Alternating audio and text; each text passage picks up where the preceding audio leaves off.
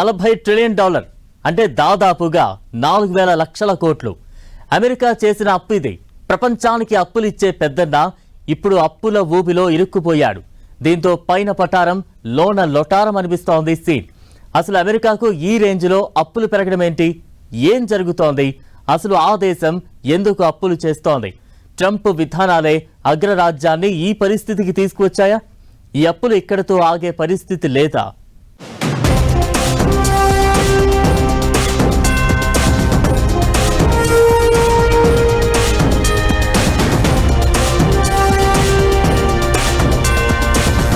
అప్పుల ఊబిలో చిక్కుకుంటున్న America, జీడీపీని మించిపోయిన America అప్పులు, ప్రపంచానికి అప్పులు ఇచ్చే యుఎస్ కు అప్పులేంటి?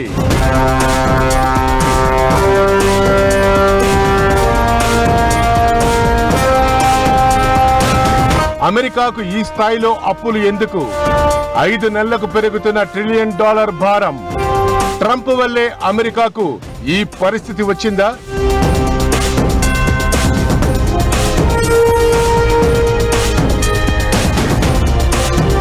$40 ట్రిలియన్. నంబర్లో రాస్తే 4 తర్వాత 13 సున్నాలు.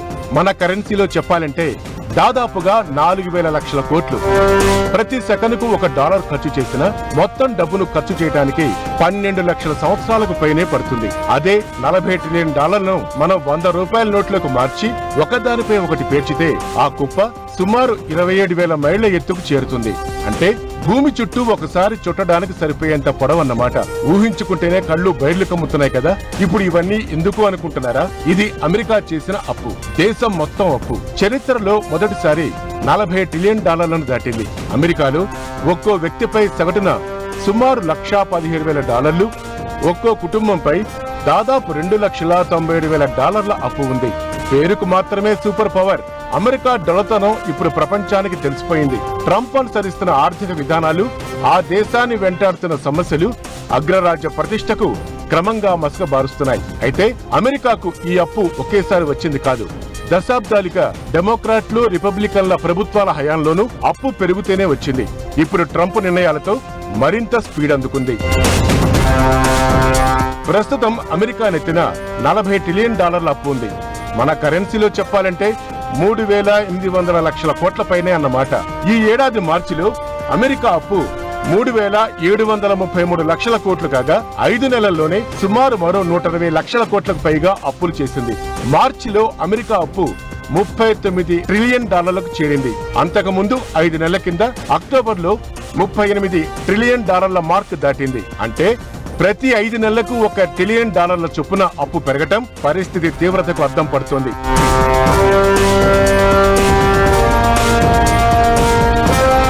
ట్రంప్ ప్రభుత్వం ఒకవైపు 6 నెలలుగా ఇరాన్తో చేస్తున్న యుద్ధానికి రక్షణ వ్యయాన్ని పెంచుతూ, మరోవైపు గ్యాస్, నిత్యావసరాల ధరల్ని తగ్గించేందుకు ప్రయత్నించడం లాంటి విభిన్న ప్రాధాన్యతలు కూడా దీనికి కారణంగా నిలుస్తున్నాయి. రాబడికి మించి విపరీతంగా పెరిగిపోతున్న ప్రభుత్వ ఖర్చులు, పన్ను కోతలు, వడ్డీ భారం కారణంగా తీవ్రమైన ఆర్థిక సంక్షోభం ముంచుకొస్తుందని విశ్లేషకులు హెచ్చరిస్తున్నారు. అమెరికా ప్రభుత్వం వసూలు చేసే పన్నుల కంటే ఖర్చులే ఎక్కువగా ఉండటంతో ఏటా బడ్జెట్ లోడ్ పెరిగిపోతుంది. వృద్ధాప్య జనాభా పెరగడంతో సోషల్ సెక్యూరిటీ, మెడికేర్ లాంటి సంక్షేమ పథకాల వ్యయం పెరిగిపోయింది. రక్షణ రంగానికి చేసే భారీ కేటాయింపులు, పన్ను కోతల చట్టాలు ప్రభుత్వానికి వచ్చే ఆదాయాన్ని తగ్గించి లోటును మరింత పెంచాయి.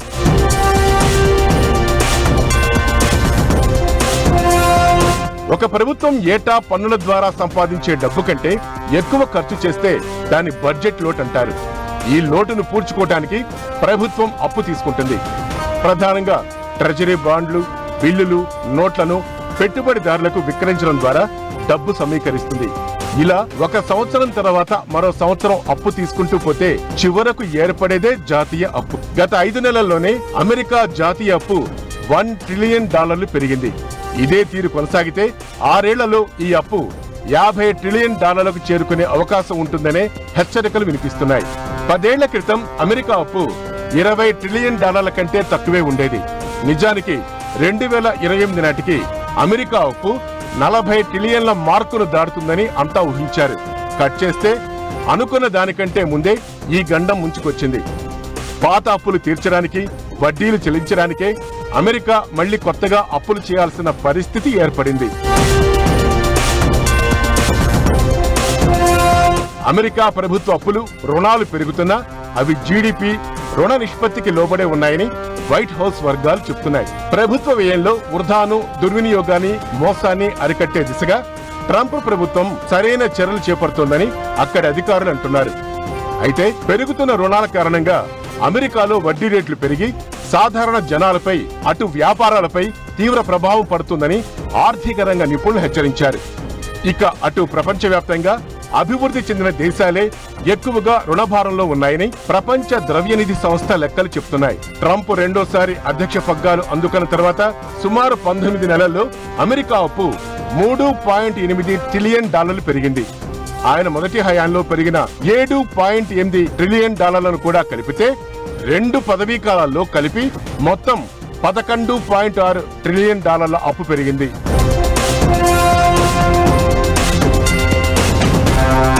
అమెరికాకు ఈ పరిస్థితి రావటానికి డెమోక్రాటిక్, రిపబ్లికన్ ప్రభుత్వాలు రెండూ కారణమైనా ట్రంప్ను మరింత ఎక్కువగా వేలెత్తి చూపాల్సి ఉంటుంది.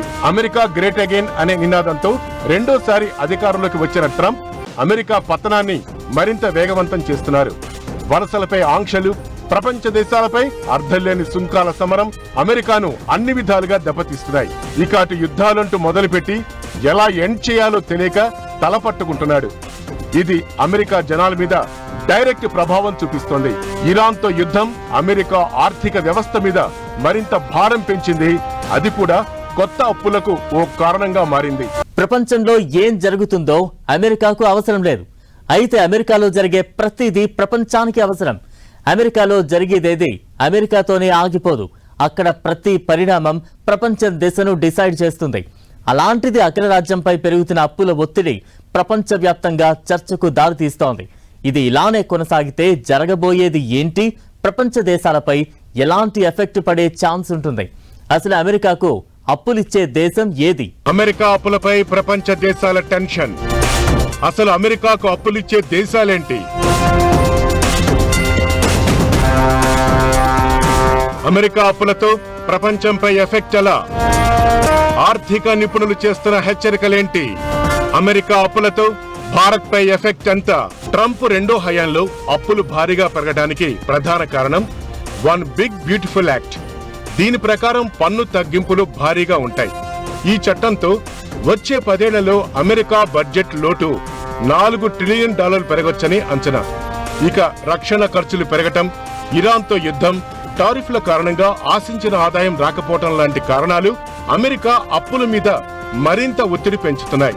ఇదంతా ఎలా ఉన్నా ఈ రేంజ్ స్పీడ్లో అమెరికా అప్పు పెరగటం ఇప్పుడు ప్రపంచవ్యాప్తంగా కొత్త చర్చకు కారణమవుతోంది.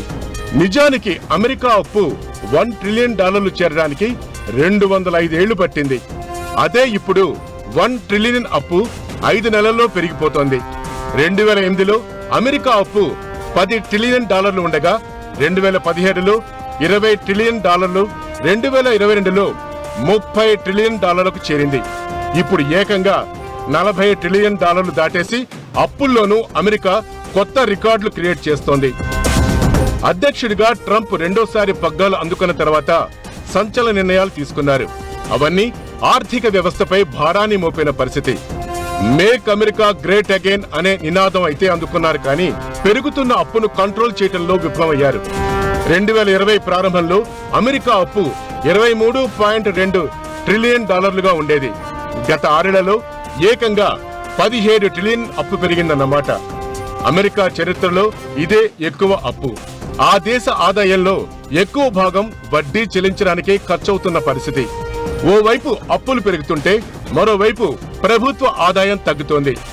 ఇక యుద్ధాల పేరుతో ట్రంప్ తీసుకున్న నిర్ణయాలకు మరింత ఖర్చు కూడా పెరుగుతోంది. ఇది దేశ ఆర్థిక వ్యవస్థకు, జాతీయ భద్రతకు మంచిది కాదనే అభిప్రాయాలు వినిపిస్తున్నాయి.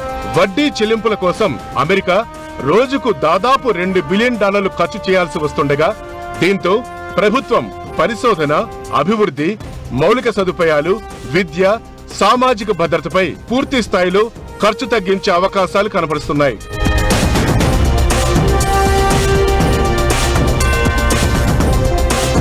అగ్రరాజ్యం అప్పు ప్రపంచ ఆర్థిక వ్యవస్థను శాసిస్తోంది. వరల్డ్ వైడ్ గా వ్యాపారాలు, పెట్టుబడులు, బ్యాంకింగ్ వ్యవస్థలు అమెరికన్ డాలర్, యుఎస్ ట్రెజరీ బాండ్లపై ఆధారపడి ఉంటుంది. దీంతో ఇప్పుడు పెరుగుతున్న అప్పులు ప్రపంచవ్యాప్తంగా ఆందోళన క్రియేట్ చేస్తున్నాయి. పెరుగుతున్న అమెరికా అప్పులతో ప్రపంచ ఆర్థిక వ్యవస్థపై 5 రకాల ప్రభావాలు కనిపించే అవకాశం ఉంది. మొదటిది, ప్రపంచవ్యాప్తంగా వడ్డీ రేట్లు పెరుగుతాయి. రెండోది, డాలర్ విలువపై ప్రభావం. భారీ అప్పుల కారణంగా అంతర్జాతీయ అమెరికన్ డాలర్పై నమ్మకం తగ్గే ఛాన్స్ ఉంటుంది. మూడోది, పెట్టుబడులు వెనక్కి వెళ్లిపోయే ప్రమాదం.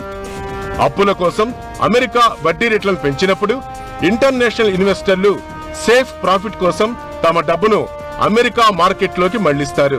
దీంతో వివిధ దేశాల స్టాక్ మార్కెట్ల నుంచి విదేశీ పెట్టుబడులు వెనక్కి వెళ్లే ప్రమాదం ఉంటుంది.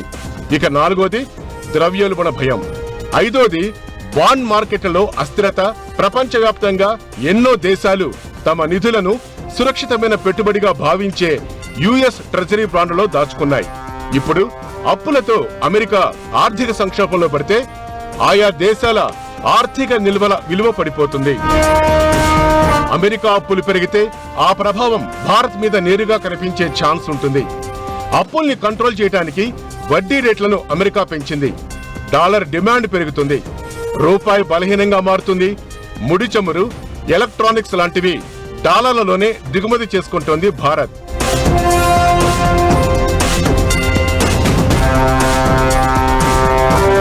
రూపాయి విలువ తగ్గితే దిగుమతులు భారంగా మారతాయి. దేశంలో ద్రవ్యోల్బణం పెరుగుతుంది. అమెరికా బాండ్లపై ఎక్కువ వడ్డీ వస్తే విదేశీ పోర్ట్ఫోలియో పెట్టుబడిదారులు భారత స్టాక్ మార్కెట్ నుంచి డబ్బు వెనక్కి తీసుకుంటారు. దీంతో షేర్ మార్కెట్ అస్థిరతకు గురయ్యే ప్రమాదం ఉంటుంది. అప్పుల భారంతో అమెరికాలో సంక్షోభం వస్తే ఆ దేశ కంపెనీలు ఖర్చుల్ని తగ్గిస్తాయి. ఇది మన ఐటీ కంపెనీలపై ఎఫెక్ట్ చూపిస్తుంది. ఇలా పెరుగుతున్న అమెరికా అప్పు ప్రపంచాన్ని షేక్ చేయటం ఖాయంగానే కనిపిస్తోంది. మరి కంట్రోల్ చేయటానికి ట్రంప్ సర్కార్ ఎలాంటి నిర్ణయాలు తీసుకుంటుంది అన్న దాని మీదే ప్రపంచ ఆర్థిక గమనం ఆధారపడి ఉంటుంది అనటంలో ఎలాంటి అనుమానం లేదు.